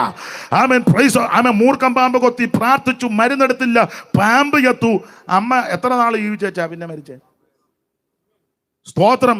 എത്ര അല്പം. നിങ്ങൾക്ക് ഇപ്പം മൈക്ക് എൻ്റെ കയ്യിലുള്ളത് കൊണ്ടാ ഞാൻ 1-2 കാര്യം പറഞ്ഞ്. ഈ മൈക്ക് നിങ്ങളുടെ കയ്യിൽ തന്നാൽ നിങ്ങൾക്ക് വെളുക്കുവോളം പറയാൻ സാക്ഷ്യമുണ്ട്. ആമേൻ, സ്തോത്രം. ആമേൻ. കരമുയർത്തി ദൈവത്തിന് മഹത്വം കൊടുക്ക. അന്ത്യകാലം വന്നടുത്തു, പെന്തക്കോസ്തിൻ വേലയാണ്. അന്ത്യകാലം വന്നടുത്തു, പെന്തക്കോസ്തിൻ വേലയാണ്. ചന്തമോടെ സേവ ചെയ്ത സ്വന്തം നാട്ടിൽ പോയിടാമേ. ചന്തമോടെ സേവ ചെയ്ത സ്വന്തം നാട്ടിൽ പോയിടാമേ. വീണ്ടെടുക്കപ്പെട്ട കൂട്ടമേ, വേഗമുണർന്നു രക്ഷകന്റെ വേല ചെയ്യുവിൻ. ഓ വീണ്ടെടുക്കപ്പെട്ട കൂട്ടമേ, വേഗമുണർന്നു രക്ഷകന്റെ വേല ചെയ്യുവിൻ. ഓ വീണ്ടെടുക്കപ്പെട്ട കൂട്ടമേ, വേഗമുണർന്നു രക്ഷകന്റെ വേല ചെയ്യുവിൻ. കരമുയർത്തി ദൈവത്തിന് മഹത്വം കൊടുക്കുക. അതാ പെന്തക്കോസ്ത്. അപ്പോൾ ആരംഭകാലത്ത് തീക്ഷണതയോടെ നിന്ന് ഇവർക്ക് കാലക്രമേണ ക്ഷീണമായി, മന്ദത. അതാണ് 6:12. അങ്ങനെ നിങ്ങൾ മന്ദതയുള്ളവരാകാതെ. ഒന്നുകൂടെ വായിച്ചു. 6:12. അങ്ങനെ നിങ്ങൾ മന്ദതയുള്ളവരാകാതെ. അങ്ങനെ നിങ്ങൾ മന്ദതയുള്ളവർ ആകാതെ, മന്ദതയുള്ളവരാകരുത്. ദൈവത്തിന്റെ മഹത്വം. അപ്പൊ ഇവര് ക്ഷീണിച്ചു. ഇനി 12:12 വായിച്ചോ. 12:12. ആകയാൽ തളർന്ന കൈയും കുഴഞ്ഞ മുഴങ്കാലും നിവർത്തുവിൻ. അപ്പൊ കൈ തളർന്നു, കാല് കുടഞ്ഞു, ക്ഷീണിച്ചതിന് തെളിവാ. ഒന്നും മന്നത, പിന്നെ കൈ തളർന്നു, കാലും കുടഞ്ഞു, ക്ഷീണിച്ചു. ഇങ്ങനെ ക്ഷീണിച്ച് മടുത്ത് നിരാശപ്പെട്ട ഇവരെ ഉറപ്പിച്ച് വിശ്വാസത്തിൽ നിലനിർത്തുവാൻ എഴുതിയ ലേഖനമാണ് എബ്രായ ലേഖനം. അതുകൊണ്ട് ഇവരോട് പറയുക, നിങ്ങൾ വിട്ടുപോകുന്നത് മണ്ടത്തരമല്ല, ഉപേക്ഷിച്ചത് അബദ്ധമല്ല, വേണ്ടാന്ന് വെച്ചത് വിഡ്ഢിത്തമല്ല. നിങ്ങൾ വിട്ടതിനേക്കാൾ, ഉപേക്ഷിച്ചതിനേക്കാൾ, വേണ്ടെന്ന് വെച്ചതിനേക്കാൾ ശ്രേഷ്ഠമേറിയ സ്ഥലത്താ വന്ന് നിൽക്കുന്നത്. നിങ്ങൾ മടുത്തു പോകരുത്, മന്ദത പിടിക്കരുത്, ക്ഷീണിക്കരുത്. എല്ലാവരിലും ശ്രേഷ്ഠനായ ഒരുവനുണ്ട്. അവനെ സൂക്ഷിച്ചു നോക്ക്, ശ്രദ്ധിച്ചു നോക്ക്. ഇവൻ എത്ര മകാനെന്ന് നോക്ക്. Price the Lord. അതെ, ഓരോ അധ്യായത്തിലും പൗലോസ് യേശുവിന്റെ ശ്രേഷ്ഠത തെളിയിച്ച് ഞാൻ സമയത്ത് ഭയപ്പെടും. ഇന്ന് കൃത്യം 9 മണിക്ക് നിർത്തും. ചിലർക്ക് എന്നെ പറ്റി ഒരു ധാരണയുണ്ട്, അയാൾ സമയത്തും കാലത്തും ഒന്നും നിർത്തുകയല്ലെന്ന. അത് ഞാൻ ഇന്ന് കാണിക്കാം. നാളെ ഒരാൾ പറഞ്ഞു അയാൾക്ക് വിവരമൊന്നും ഉള്ളവനല്ലെന്ന് പറഞ്ഞു. അത് ശരിയാ, അത് ഞാനും അംഗീകരിക്കുന്ന, എല്ലാവർക്കും അറിയാം വിവരമില്ലാത്ത എന്നെ ഇങ്ങനെ നടത്തുന്നതിനായിട്ടും സ്തോത്രം. അല്ല, എല്ലാവരും വിവരമായാലും എല്ലാ കാര്യവും പറയത്തുമില്ല. വിവരദോഷി ഒരാളുള്ളത് കൊണ്ടാണ് ചില കാര്യങ്ങളെങ്കിലും തുറന്ന് പറയും. പിന്നെ അതുകൊണ്ട് വിവരം ഇനി അധികം വേണ്ടിയുള്ള വിവരം മതി. അപ്പൊ അതുകൊണ്ട് കൃത്യസമയത്ത് ഇന്ന് അങ്ങ് യോഗം നിർത്തും. 9 ആകുമ്പോൾ യോഗം നിർത്തും. എനിക്ക് തന്നിരിക്കുന്ന ഈ വാച്ചിലാണ്, ഈ വാച്ച് കറക്റ്റാന്നേ. അപ്പോൾ ഓരോ അധ്യായത്തിലും യേശുവിന്റെ ശ്രേഷ്ഠത അങ്ങോട്ട് തെളിയിച്ച് നിങ്ങൾക്കറിയാം. എബ്രായ ലേഖനം 11-ാം അധ്യായം വിശ്വാസവീരന്മാരുടെ പട്ടികയാണ്. വിശ്വാസവീരന്മാരുടെ പട്ടിക. ആ പട്ടികയിൽ ഹാബേൽ മുതലുള്ള വിശ്വാസവീരന്മാരെ പൗലോസ് അങ്ങോട്ട് നിരത്തുക. വിശ്വാസത്താൽ യാഗം കഴിച്ച ഹാബേല്, അവൻ സ്തോത്രം മാത്രമല്ല, വിശ്വാസത്താൽ ദൈവത്തോട് കൂടെ നടന്ന ഹാനോക്ക്, വിശ്വാസത്താൽ പ്രസംഗിച്ച നീതി പ്രസംഗി നോഹ, അവൻ മാത്രമല്ല വിശ്വാസത്താൽ യാത്ര പുറപ്പെട്ട അബ്രഹാമിന്റെ സഹധർമ്മിണി സാറ. ഇങ്ങനെ ചിലരെ പറ്റിയാണ് 12 വരെയുള്ള വാക്യത്തിൽ ഇസഹാക്കിനെ പരാമർശിച്ചിട്ടുണ്ട്. ഇവരെ പറ്റി എല്ലാം പറഞ്ഞു. എന്നിട്ട് 13-ാമത്തെ വാക്യത്തിൽ പൗലോസ് പറഞ്ഞ ഭാഗമാണ് ഇവരെല്ലാവരും വാഗ്ദത്ത നിവർത്തി പ്രാപിക്കാതെ ദൂരത്ത് നിന്ന് അത് കണ്ടു. അപ്പൊ ഇവരെല്ലാവരും വാഗ്ദത്ത നിവർത്തി പ്രാപിക്കാതെ ദൂരത്ത് നിന്ന് അത് കണ്ടു. എന്തവാ കണ്ടെന്ന് 10-ാമത്തെ വാക്യത്തിലുണ്ട്. കണ്ടത് എന്നതാണ് അവിടെ എഴുതി വെച്ചിരിക്കുന്നത്. ദൈവം ശില്പിയായി നിർമ്മിച്ചതും അടിസ്ഥാനങ്ങളുമുള്ളതുമായ ഒരു നഗരം, അതായത് ഇവര് ദൂരത്ത് നിന്ന് കണ്ടത്. ഇന്ന് രാത്രി നമ്മുടെ കാഴ്ചപ്പാട് നിത്യതയെ പറ്റിയുള്ളതായിരിക്കണം. ഇവിടെ കാണുന്നതിനെ പറ്റി കണ്ടും കേട്ടും കണ്ണുമൊക്കെ അത് മയങ്ങി ഇവിടെ ഉള്ളതിനൊന്നും കണ്ട് മയങ്ങരുത്. നിന്റെ അകക്കണ്ണ് തുറന്ന് ഇന്ന് രാത്രി നിനക്ക് വേണ്ടി ദൈവം ഒരുക്കി വെച്ച ഒന്നുണ്ട്. അത് കണ്ടേച്ച് വേണം പോകാൻ. ആ ഭാഗത്തേക്ക് വരുന്നതിന് മുമ്പ് 1-2 കാര്യങ്ങൾ ഓർപ്പിക്കുക. ദൂരത്ത് നിന്ന് ഇവര് കണ്ടു. നിങ്ങൾ ഈ പുസ്തകം പഠിച്ചാൽ, തിരുവചനം പഠിച്ചാൽ, ദൂരത്ത് നിന്ന് കണ്ട ചില കാര്യങ്ങൾ ഈ പുസ്തകത്തിൽ രേഖപ്പെടുത്തി. എല്ലാം പറയാൻ ഇന്ന് മുതിരുന്നില്ല. ഒക്കെ ആണേ നാളെ പറയാം. അപ്പൊ ഇന്ന് കൃത്യസമയത്ത് നിർത്തും. അപ്പോൾ ദൂരത്ത് നിന്ന് കണ്ട ചില കാര്യങ്ങൾ. ഒന്ന്, എന്തുവായി ദൂരത്ത് നിന്ന് കണ്ടത്? ഇവര് കണ്ടത് ദൈവശില്പിയായി നിർമ്മിച്ചതും അടിസ്ഥാനമുള്ള നഗരമാണ്. എന്നാൽ ദൂരത്ത് നിന്ന് കണ്ട ചില കാര്യങ്ങൾ പുസ്തകത്തിലുണ്ട്. നിങ്ങൾക്കറിയാം എന്തുവകയായി ദൂരത്ത് നിന്ന് കണ്ടത്. വായിച്ചവനെ ലൂക്കോസിന്റെ സുവിശേഷം 15-ാം അധ്യായത്തിന്റെ 20-ാമത്തെ വാക്യം. ദൂരത്ത് നിന്ന് കണ്ട കാര്യങ്ങളിൽ ഒന്ന്. ലൂക്കോസ് 15:20. അങ്ങനെ അവൻ എഴുന്നേറ്റ് അപ്പന്റെ അടുക്കൽ പോയി. ദൂരത്ത് നിന്ന് തന്നെ അപ്പൻ അവനെ കണ്ട് മനസ്സലിഞ്ഞ് ഓടിച്ചെന്നു. പശ്ചാത്തലവും ചരിത്രമൊക്കെ നിങ്ങൾക്കറിയാം. ധാരാളം പ്രസംഗം കേട്ടിട്ടുണ്ട്. ഇത് വീട് വിട്ടുപോയ ധൂർത്തുപുത്രനെ പറ്റിയാ. എനിക്ക് യവനോടൊരു ബഹുമാനം. ഒത്തിരി കാര്യം പറയേണ്ടതുണ്ട്. നിങ്ങൾ നന്നായിട്ട് ഇതൊക്കെ പറയുന്ന ആൾക്കാരാ. നിങ്ങളുടെ ഇരിപ്പ് കണ്ടിട്ട് ഞാൻ പറയുന്ന ഒക്കുന്നുണ്ടോ എന്ന് നോക്കിയിരിക്കുക. എനിക്കറിയാം. ഇനി നിങ്ങൾ തിരിച്ചു പോകുമ്പോഴും പറയാം അത് അങ്ങനല്ലായിരുന്നു പറയേണ്ടത്. അതും നിങ്ങൾ പറയുമെന്ന് എനിക്കറിയാം. എന്നെ കൊണ്ട് ഇത്രയൊക്കെ ഒക്കുള്ളൂ. അപ്പൊ എനിക്ക് ഈ ധൂർത്തപുത്രനെ പറ്റി എല്ലാവരും അവനെ അങ്ങ് ആക്ഷേപിക്കുക. അവൻ അങ്ങനെയാണ്, എപ്പിടിയാണ്, അപ്പിടിയാണ്. ആയിക്കോട്ടെ, എനിക്ക് ഇവനോടൊരു ബഹുമാനം. അല്ല, ഞാൻ പറയുന്നത് ന്യായമായെന്ന് നിങ്ങൾ യോജിച്ചാൽ മതി. എനിക്ക് ഇവനോട് ഇവനെല്ലാവരും അങ്ങ് പ്രസംഗിക്കുന്നവരല്ല ഇവനെ ആരംഭത്തിൽ ആക്ഷേപിച്ചാ പറയുന്നത്. അവൻ അങ്ങനെ പോയി ഇങ്ങനെ പോയി അപ്പിടി ഇപ്പിടി. അവൻ ദൂരോട്ടൊക്കെ അവൻ പോയ സ്ഥലമൊന്നും ഞാൻ പറയുന്നില്ല. ബോംബെയിലാന്നോ ഇനി മറീന ബീച്ചാന്നോ എവിടാന്നോ എങ്ങാണ്ടൊക്കെ ഇവനങ്ങ് പോയി. അതവിടെ നിൽക്കട്ടെ. എനിക്ക് ഇവനെ പറ്റി ഒരു ബഹുമാനം, ഇവനോടൊരു ഒരു ഒരു താല്പര്യം. ഇവനൊരു മര്യാദക്കാരനാ. മര്യാദ. അതിന് കാരണം ഇവൻ ഈ അപ്പനോട് ചെന്ന് പറഞ്ഞ, അപ്പ വസ്തുവിൽ എനിക്ക് വരണ്ട പങ്ക്. അങ്ങനല്ലേ മോനെ? വായിച്ചേ, എന്നെ നോക്കിയിരിക്കാതെ അതൊന്ന് വായിച്ചു തന്നെ. പിന്നെയും അവൻ പറഞ്ഞത്, ഒരു മനുഷ്യന് 2 പുത്രന്മാരുണ്ടായിരുന്നു. ആയിക്കോട്ടെ, അവരിൽ ഇളയവൻ അപ്പനോട്, അപ്പ വസ്തുവിൽ എനിക്ക് വരേണ്ട. ഇവന് മര്യാദക്കാരനാ കേട്ടോ.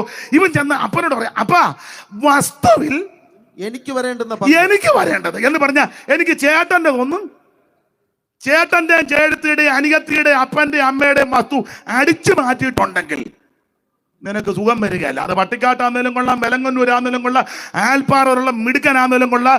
നീ സഹോദരങ്ങളത് വല്ലതും അടിച്ചു മാറ്റിയിട്ടുണ്ടെങ്കിൽ സ്വത്രം ഒന്നും പറയണ്ട, എഴുന്നേറ്റ് പോകുകയും വേണ്ട. ഉടനെ നിർത്താം, ബാക്കി നാളെ. അല്ല, അങ്ങനെ വസ്തു അടിച്ചു മാറ്റുന്ന ആൾക്കാര്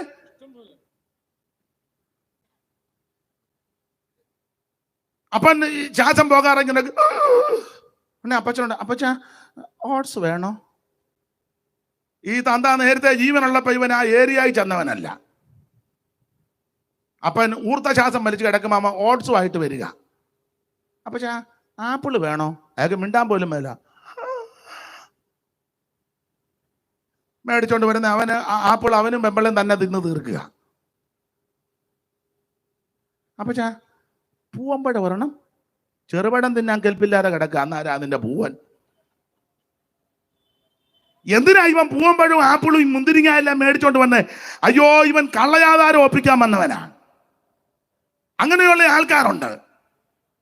അപ്പം ജീവിച്ച് പോകാൻ ഇങ്ങനെ കിടക്കുമ്പോ തള്ളവരൽ പിടിച്ച് അമുക്കി കള്ളയാധാരം ഉണ്ടാക്കി വെണ്ടറ കുഞ്ഞുഞ്ഞിനെ കയ്യിലെടുത്തേ. ചാകുന്നതിന് മുന്നേ കള്ളയാധാരം ഉണ്ടാക്കിയ ഏതെങ്കിലും ഒരുത്തൻ ഇവിടെ ഇരിപ്പുണ്ടെങ്കിൽ നിനക്ക് ഗുണം വരികയല്ല, സന്തതിക്ക് ഗുണം വരികയല്ല, മിക്കവാറും നാളെ യോഗത്തിനും വരികയല്ല. ചിന്തിക്കും, എടാ ഇങ്ങനെയാന്ന് അങ്ങോട്ട് പോകാതിരിക്കുന്നതാ. എനിക്കിപ്പോ ആളൊന്നും അധികം വരണമെന്നില്ല. കാരണം കോവിഡിന്റെ സമയത്ത് 3-4 പേരെയും വെച്ച് യോഗം നടത്തിയതാ. അപ്പൊ അത് ദൈവം ശീലിപ്പിച്ചത് കൊണ്ട് നിങ്ങൾ നാളെ കാണുമല്ലോ. മതി, പിന്നെ ഞാനിവിടെ ഇങ്ങോട്ട് നോക്കി അങ്ങ് പറഞ്ഞായിരിക്കും, അല്ല വേറെ തന്നെ. ഒരു കാര്യം സകലരോടും പറയാം, അമ്മ സഹോദരനോ സഹോദരിക്കോ ജ്യേഷ്ഠനോ ജ്യേഷ്ഠത്തിക്കോ അനുജനോ പെങ്ങക്കോ കൊടുക്കാനുള്ളതെല്ലാം നീ കൊടുത്തോണം. നീ അടിച്ചു മാറ്റിയിട്ടുണ്ടെങ്കിൽ, കള്ളയാധാരം ഒപ്പിച്ചിട്ടുണ്ടെങ്കിൽ, നിനക്ക് വരേണ്ടാത്തതും കൂടെ നീ ചൂഷണം ചെയ്ത് സൂത്രത്തിലെടുത്തെങ്കിൽ, ബേബിക്കുട്ടി നിനക്ക് ഗുണം വരികയില്ല, സന്തതിക്ക് ഗുണം വരികയില്ല. ഇന്ന് രാത്രി സ്തോത്രം നീ ചെന്ന് അതിന് ക്രമീകരണം വരുത്തി ആ വിഷയത്തിൽ നിരപ്പുണ്ടാക്കണം. എന്താ വെച്ചാൽ നീ പെന്തിക്കോസിക്കാരെന്ന് വെച്ചാൽ തമ്പാരെല്ലാം കൂടെ തല്ലിപ്പെട്ട് ഇപ്പൊ കൊല്ലം നിന്നെയും ചാകുമെന്ന് പറഞ്ഞാ നീ ചുമ്മാത് ഉള്ളാന്നല്ലാതെ, നിന്റെ ഇടുപ്പ് തേയാന്നല്ലാതെ മേരി നിനക്കൊരു ഗുണം വരികയല്ല, നിന്നെ മൂരി കുത്തും. മനസ്സിലാകുന്നോ? നമ്മുടെ കൈ വെടിപ്പായിരിക്കണം. വെടിപ്പുള്ള കൈയും നിർമ്മല ഹൃദയവും. Price the Lord. എനിക്കറിയാം, അപ്പനെ അമ്മയെ അന്വേഷിക്കാതെ വസ്തുഭാഗം ഉടമ്പടി വെക്കുമ്പം മേടിക്കാൻ വരുന്ന ബിരുദന്മാരുണ്ട്. അപ്പനും അമ്മയും ജീവിച്ചിരിക്കുമ്പോൾ വെള്ളം പോലും കൊടുക്കുകയല്ല. ഇപ്പൊ അങ്ങനല്ലേ മരണ വീട്ടിലൊക്കെ മാതാപിതാക്കള് ജീവിച്ചിരിക്കുമ്പം അവരെ ശുശ്രൂഷിക്കത്തില്ല, അടുത്ത് എല്ലാത്തിലൊന്നും നോക്കുകയില്ല.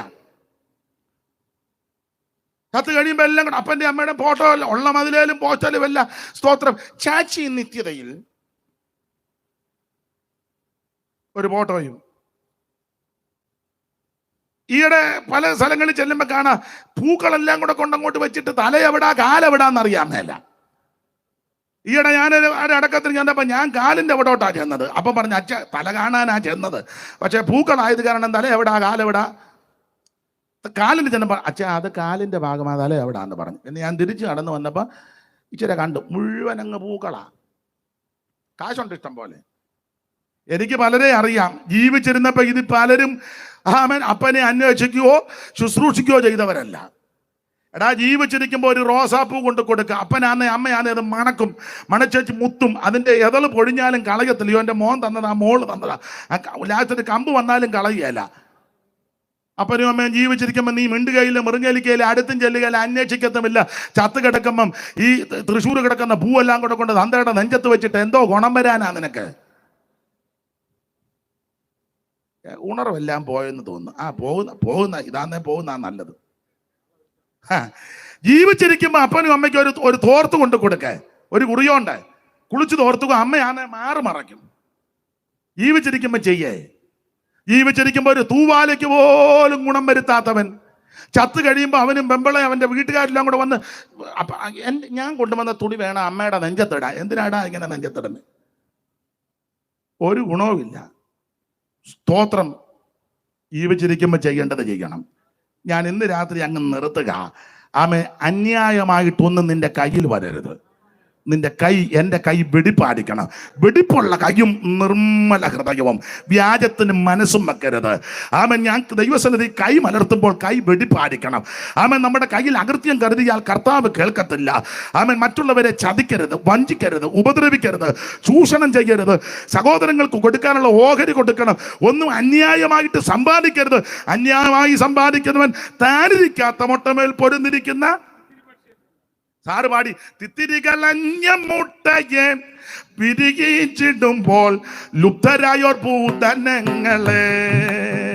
തിത്തിരികളഞ്ഞ മുട്ടയെ പിരികിച്ചിടുമ്പോൾ ലുബ്ധരായോർ ഭൂതനങ്ങളെ. ചേർത്തു കൂട്ടിക്കിട്ടാതനങ്ങളിൽ പൊരുന്നിരുന്ന യവവി ഞാർത്തി നൽകിടും മാമോൻ കുട്ടികളാൽ പുറപ്പെടുന്ന നാഥനെ. എന്ന വിട വന്നു ചേരി ഞാൻ മമകാന്ത നിന്നെ വന്നു കണ്ടു വാഞ്ചതീരു. എന്ന വിട വന്നു ചേരും ഞാൻ മമകാന്ത നിന്നെ വന്നു കണ്ടു വാഞ്ചതീരുവാ. നമ്മുടെ കൈ വെടിപ്പായിരിക്കണം, കൈ നിർമ്മലമായിരിക്കണം, കയ്യിൽ അകൃത്യമൊന്നും കരുതരുത്. ഇന്ന് രാത്രി ഓർപ്പിക്കട്ടെ, കൈ വെടിപ്പായിരിക്കണം. ആദക്കായി മാനസാന്തരപ്പെട്ടപ്പോൾ പറഞ്ഞല്ലോ, യേശുവേ ഒരു കാര്യം നിന്നോട് ഞാൻ തുറന്നു. നീ എൻ്റെ വീട്ടിൽ വന്നു, ആമ ഞാൻ മാനസാന്തരപ്പെട്ടു.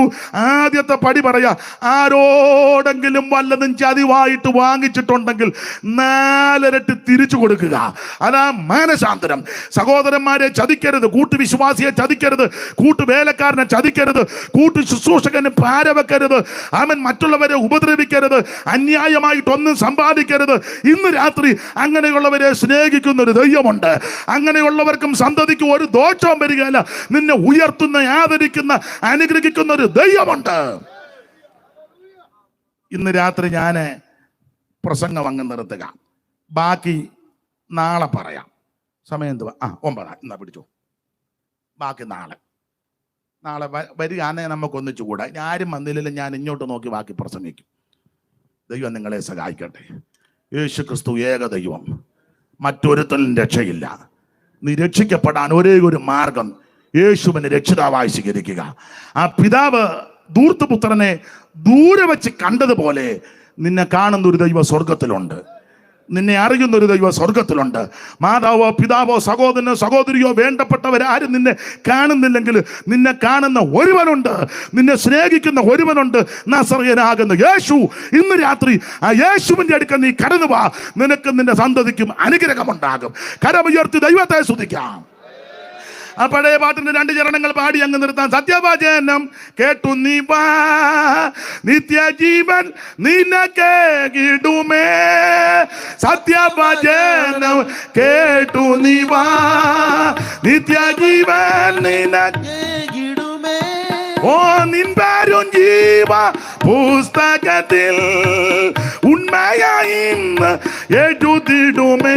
വരുവീനി നല്ല സമയം വൃഥാവാക്കാതെ നിന്നെ യേശു വിളിച്ചിടുന്നു.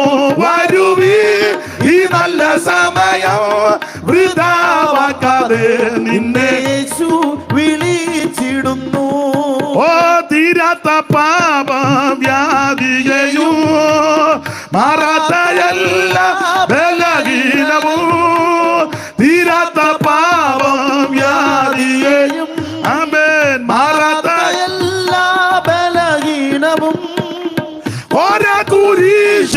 ചുമന്നു നിന്നെ ആമേൻ സൗഖ്യമാക്കിയാൽ അടിപ്പിണരാൽ വരുവീ ഈ നല്ല സമയം വൃഥാവാക്കാതെ നിന്നെ യേശു വിളിച്ചിടുന്നു വരുവീ ഈ നല്ല സമയം Glory. വൃഥാവാക്കാതെ നിന്നെ യേശു വിളിച്ചിടുന്നു. കരമുയർത്തി ഹല്ലേലൂയ പാടാ. ഒരിക്കൽ കൂടി ഹല്ലേലൂയ പാടാ. സ്തോത്രം. ദൈവം അനുവദിച്ചാൽ നാളെ പകലും നാളെ രാത്രിയിലും നമുക്ക് ദൈവവചനം ധ്യാനിക്കാൻ ദൈവം കൃപ നൽകട്ടെ. വിശേഷിച്ച് ആമേൻ ദൈവമക്കളോട് അപേക്ഷിക്കുന്നു, എളിയവന് വേണ്ടിയും കുടുംബത്തിന് വേണ്ടിയും തിരുവല്ലയിൽ ഒരു കൂട്ടായ്മയുണ്ട്. ആ കൂട്ടായ്മയ്ക്ക് വേണ്ടി പ്രാർത്ഥിക്കണമെന്ന് വിനീതമായിട്ട് എല്ലാ ദൈവമക്കളോടും അപേക്ഷിക്കുന്നു. ദൈവത്തിൻ്റെ വലിയ കൃപ കൊണ്ടും അനേക ദൈവമക്കളുടെ പ്രാർത്ഥന കൊണ്ടാണ് ഇതുവരെ നിൽക്കുന്നത്. മേലിലും നിങ്ങളുടെ എല്ലാം വിലപ്പെട്ട പ്രാർത്ഥനയെ അത്യാവശ്യമായി അപേക്ഷിക്കുന്നു. ദൈവം നിങ്ങളെ സഹായിക്കട്ടെ. മൈക്ക് ഓപ്പറേറ്റ് ചെയ്തത് ആരാ? എവിടാ? നന്നായിരിക്കുന്നു മോനെ. നാളെ ഇതുപോലെ തന്നെ ചെയ്തു തരണേ. ദൈവം നിന്നെ രക്ഷിക്കപ്പെട്ടതാണോ?